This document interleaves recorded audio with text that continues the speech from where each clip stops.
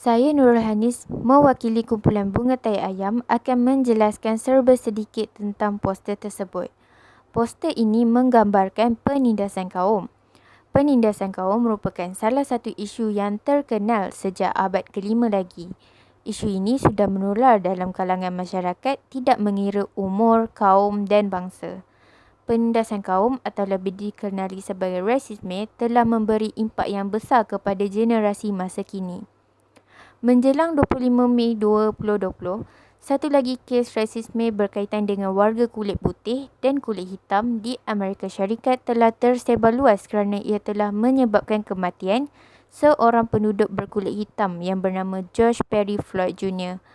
Oleh itu, kes ini akan menjadi fokus utama kumpulan kami dalam membincangkan isu berkaitan penindasan kaum ini. Ketika berbicara mengenai isu perkauman, Martin Luther King Jr. sering dijadikan sebagai idola apabila isu seperti perkauman atau rasisme terhadap Amerika Syarikat berlaku. Undang-undang ini telah menyatakan bahawa setiap orang di negara Amerika Syarikat mempunyai hak mereka sendiri untuk melawan pemerintah dan itulah sebabnya kematian George Floyd. George Floyd telah menjadi tragedi yang menggemparkan seluruh rakyat di dunia. Pada tarikh 25 Mei 2020, berlakunya kes penindasan yang sangat dahsyat sehingga menyebabkan kematian terhadap seorang individu berkulit hitam di Minneapolis, Amerika Syarikat, iaitu George Floyd. George Floyd merupakan seorang lelaki berkulit hitam yang berumur 46 tahun dan dilahirkan di North Carolina serta membesar di Texas. Mendiam berpindah ke Minneapolis selepas dibebaskan daripada penjara untuk memulakan kehidupan baharu. Komuniti yang terlibat dalam peristiwa yang menghayat hati ini terutamanya penduduk-penduduk awam Minneapolis yang berkulit hitam. Selain itu, pegawai polis serta peguam juga terlibat. Punca-punca tersebut terjadi apabila mendiang dituduh menggunakan duit palsu sebanyak 20 USD. Derek Chauvin telah menekan leher George dengan menggunakan lutut sehingga dia sukar untuk bernafas.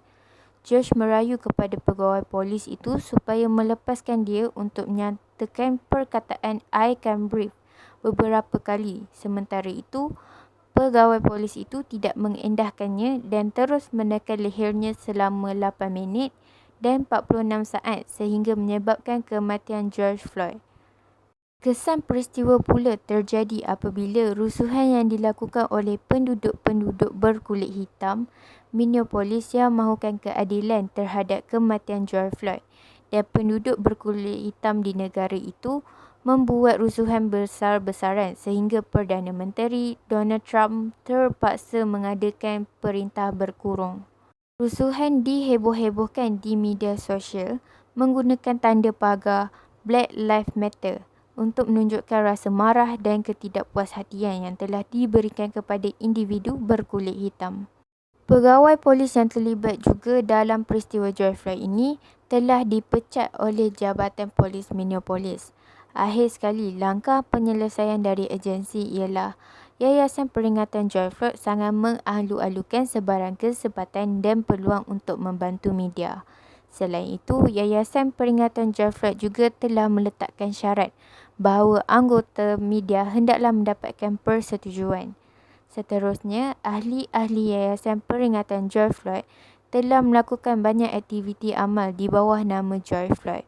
Mereka membuat kutipan derma kerana mereka ingin menghormati warisan George Floyd dengan menyatukan dan mengaktifkan komunitinya untuk mencabar punca ketidakadilan kaum dan mengakhiri keganasan sistematik yang mempengaruhi orang-orang kulit hitam Amerika. Mereka berusaha untuk menyatukan suara komuniti mereka untuk perubahan, menangani akar penyebab ketidaksamaan seperti peluang ekonomi bagi komuniti mereka dan memerangi keganasan sistematik yang mempengaruhi orang kulit hitam Amerika dengan berusaha membina sistem perlindungan yang adil. Kesimpulannya, jika kita semua berganding bahu menggunakan konsep pepatah ibarat ke bukit sama didaki, ke lurah sama dituruni, dengan izin Tuhan perkara ini dapat dijayakan dengan cemerlang dan direalisasikan lebih awal daripada sangkaan kita. Kita tidak boleh mengkritik seseorang berdasarkan cara mereka muncul atau bercakap. Sekian, terima kasih.